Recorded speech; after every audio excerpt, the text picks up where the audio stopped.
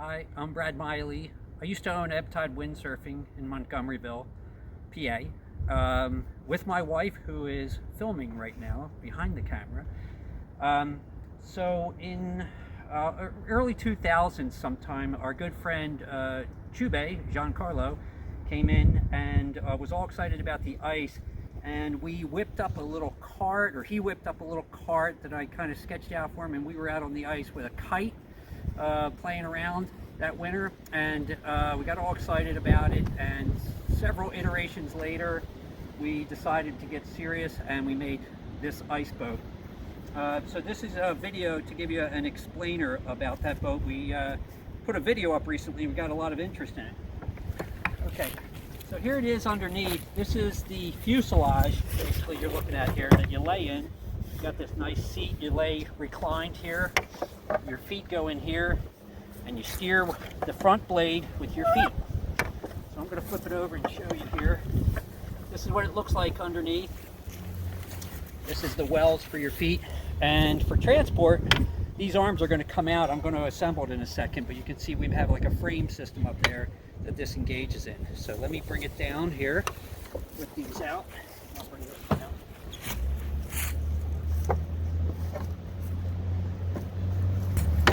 It's a pretty normal setup, the back beam. It's 7 feet long, 7.5 feet long, and it's got, they're homemade, but they're standard V ground ice boat blades, okay? Stainless steel ice boat blades.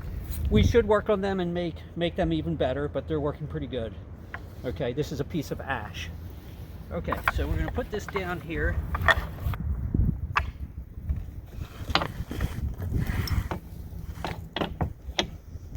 Trying to keep the blades on the wood. Here we go. Okay, so if we take a look here, I'm going to stop the camera for this, but we're going to fasten these. That bolt goes through that hole, and then some bolts come up through here and into the fuselage. Okay, and we're back, and you can see we screwed that into here. There's a screw at this point, and there as well. So the triangle is all screwed together, nice and firm. Okay, I'm going to put this back tube in here. Now it drops in here. This is 1 3/4, so it fits into a standard windsurfing U.S. windsurfing cup in here. Engages. And give me a second here to rotate that in. Okay. And that should click. There we go. And that's clicked in. And then this closes up here. There's a bungee cord that's supposed to go with this, but I'm just going to put it in here for today, like that. And then this is all hollow. And if something were to happen, this should provide flotation. So this is fiberglass that we molded, made a nice mold, and so positive flotation. And we have a hatch back here that I was putting my hand in there to help me guide this into place. Okay, keep going here. Main sheet line, get it ready. Okay. Now, what happens next is put the rigging together. We have these upright tubes that go on these cones here, on these arms, and then go in here like this. This cone goes in there, you can see that, goes on the top of that tube. Okay, and then this one goes in here. Now this is sloppy, so what we do next is we extend this. We have spring pins.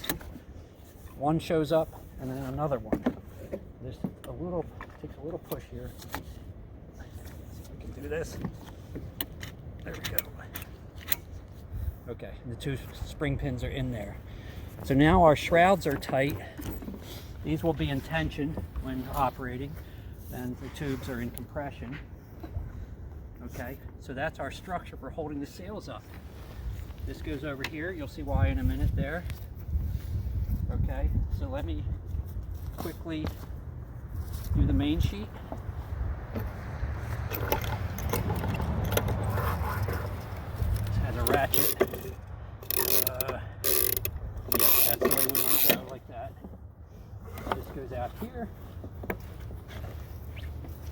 makes a turn out here, goes through this block, and then we'll connect that up in a minute. Okay, so the windsurfing sails assemble like any other set of windsurfing sails, so I didn't want to bore you with that. I pre-assembled them. Right onto the U-joints, standard cups, right there. Okay. Okay, this was pretty tricky. This worked out really nice. We have a strap here on this block. We just come through here like this, and it essentially gets strapped. Here, you could maybe come around here and show. Like this. It gets strapped here, and a cam buckle. And then there's a neoprene pad on the block of wood to protect it. And then we always back it off, just in case, you know, with a half hitch on there, like that. So there's one sail up.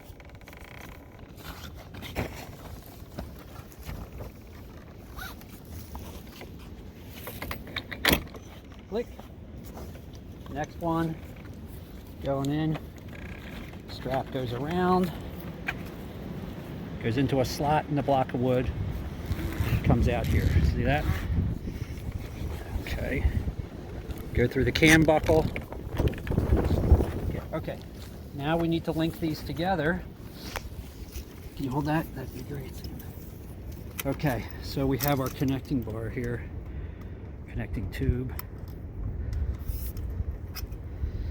You get a shot of this. This is custom made here. This is a boom that happened to be made with a hollow rivet. So I dropped a 3/16 stainless steel pin through there and then made this plastic component here, which a pin comes down this way and then another pin comes in this way. But this curved surface allows this to rock a little bit on there to allow for, you know, some difference as it goes through the movement. Okay, so there we go. Click. And these are just old-fashioned, you know, boat hardware stuff. I really should have glasses on. There we go. Okay, and then over here.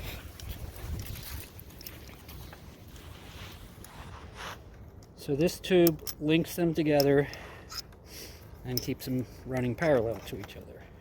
Oh, here we go. Okay. So we would tidy these ropes up if we're actually going sailing and all. Okay, so next what we do is we typically are going to sail with a 2-to-1, I believe this works out to be. So we're going to run through there and then to the tie-off point here, and I tie a bowline or a bolina if you're Italian. Okay, and I like to keep it really close so we can sheet in tight. Okay, like that.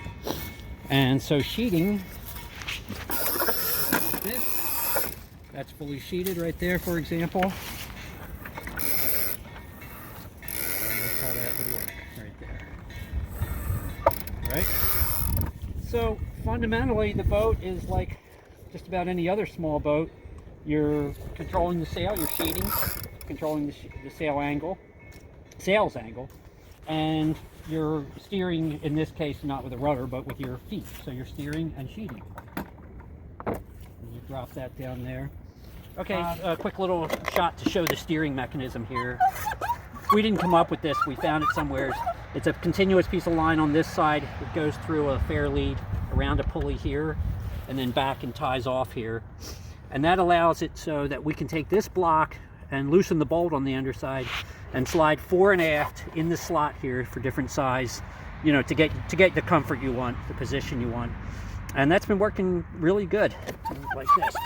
Some people have wondered about changing the ratio.